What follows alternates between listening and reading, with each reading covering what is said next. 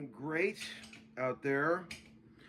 Just home from day 2 of sessioneering, and felt like playing a little guitar and telling you a couple things. There is a gig, another guitar party gig coming up November 1st. So look at the Third and Lindsley website for that. I'll post a link. How about that? We'll make a deal. I'll post a link. I've got a couple instruments I'm thinking about selling. And also, I wanted to show you one of the 5 new t-shirt designs for the European crowd. Right there. I think maybe this weekend I'm going to launch that. Start slow, make sure there's no bugs in the machine. We're trying to figure out a way that the prints can be sent over to Drew in the US so we can get Drew to do the American side. But the good news is, according to my man who's doing these in Europe, the guy who designed them, Sweet Gavin, they're going to be available in Australia. And I know you poor Australians out there have been getting screwed since day 1 with the Homeskoolin merch. So this should solve that.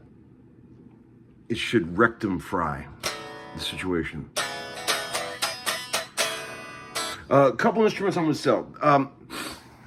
As much as I love this amazing guitar, it doesn't get played enough, and I think I'm going to launch it. We've talked about this in the past.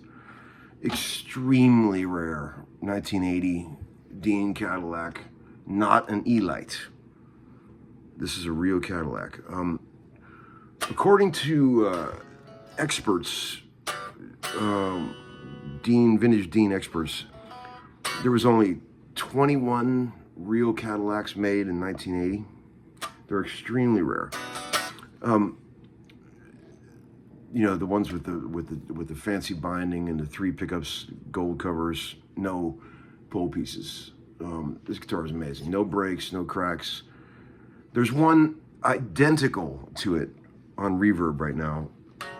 The guy's asking 14 grand, which is insane. I'm gonna ask way less for this guitar. When I got the instrument, the original pickups and the pots were gone. So the guy had the original covers in the case, and he found the exact period correct pickups that would have gone in this guitar. All 3 of them. Exact period correct. I don't remember exactly what model DiMarzios they were, but they're all the right ones. They're supposed to be here. This guitar had a push-pull preamp in it originally that is gone now. The one on Reverb is 14 grand, has all that original shit. But this one is like way less. Original case, setup, refretted, plays amazing. Big chunky kind of neck, like real chunky, rich depth in the back here, like down on the first fret. If you like kind of big, you know, sort of clubby necks, it's got it. 8 grand plus shipping, which is a good deal on that guitar. I know that seems like a lot for an old Dean, but look around and see how rare they are. Also, this guitar, I'm going to lower the price. 56, I believe. Gibson J50. You heard it yesterday on the video. Plug it in. I'll play it for you a little bit. I'm lowering it to 5,500, which is less than I paid for it.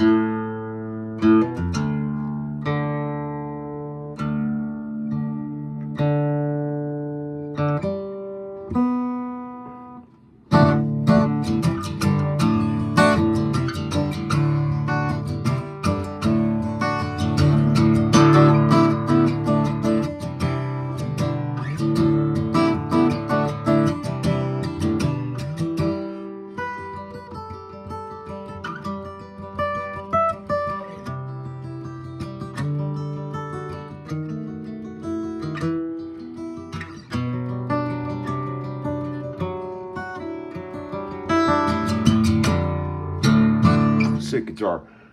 It has a lot of repairs and work done to it over the years, filled holes and things like that. A bit of a chopper, but all the important stuff has been done. Neck set, free fret, it plays amazing.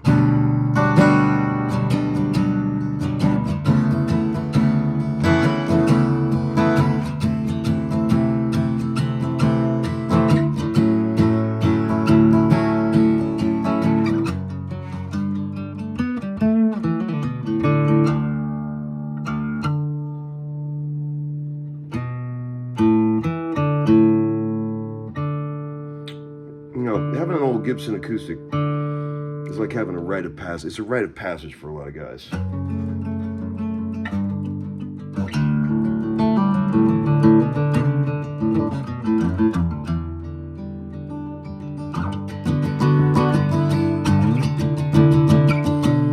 You know, speaking of playing acoustic, did you see Brian Sutton in my earlier video today?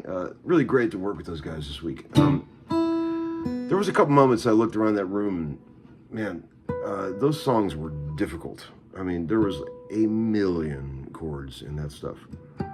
I mean, modulations, crazy chords, sections that only happened one time and all that shit. But it was great. And I was looking over at like Pat Coyle playing keys, piano on this stuff, and I was thinking, God damn, man. He has to get like those piano parts that he had to navigate to fucking complicated shit that would bring most mortals to their knees. And he was just over there just blowing through the stuff like it was Mary Had a Little Lamb. I'm like going, damn, man. You know, when I was a little kid, all I ever wanted was to play with amazing musicians. And I never wanted to be in a famous band or anything. I just wanted to play with great musicians. And I'll tell you what, the way my whole career has turned out, I have achieved that. And every day I look over and I just think, God damn, man, how many hours has that motherfucker put into that? Pat plays keyboards for Mike McDonald and a bunch of other stuff. And he's super sweet, quiet dude, very unassuming. Man, he can fucking play. Really great. So there you go. Let me know if you want any stuff, friends, or you got anything cool to trade. Uncle Larry only likes, you know, I don't like trading for anything like new stuff. I like old stuff. You guys know where my heart's at. If you got anything cool and old, let me know. Always open for trades, fun stuff. Trades are more fun than money. Okay, I'll see you soon. Stay tuned for this weekend. I might launch the t-shirt line. I'll let you know. Keep you posted. Okay, peace out.